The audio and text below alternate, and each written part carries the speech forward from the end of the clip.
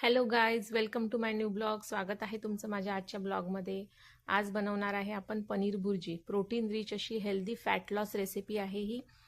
ज्यांना weight lose करायचं असते ते पनीर भुर्जी हे डेली करून खातात आणि हेल्दी असते, न्यूट्रिशियस असते आणि आपलं वेट लॉस करण्यासाठी प्रोटीन आपल्याला खूप जास्त मदत करतं.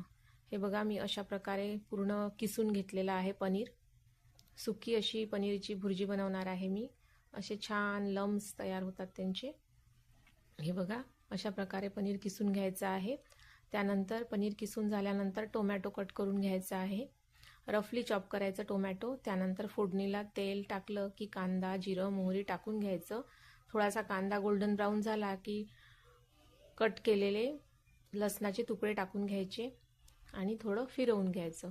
त्यानंतर धने पावडर, हळद, तिखट, मीठ, जिरं आणि थोडासा गरम मसाला आणि एक तेजपान टाकायचं आणि नंतर टोमॅटो टाकून द्यायचं लगेच, कारण फोडणी आपली जळायला नको.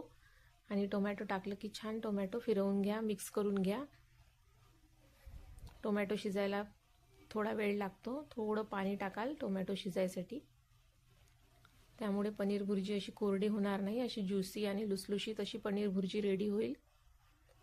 हे बघा, मी असं ताटात पनीर क्रश करून घेतलेलं आहे. आता मीठ टाकून घ्यायचं आहे त्यामध्ये आणि मीठ टाकलं की आणखी फिरवून घ्या. ते मीठ छान मिक्स झालं पाहिजे सगळ्या व्हेजिटेबल्समध्ये. बघा, मी थोडं पाणी टाकून घेतलं. आता टोमॅटो छान पाण्यामध्ये शिजू द्यायचा आहे.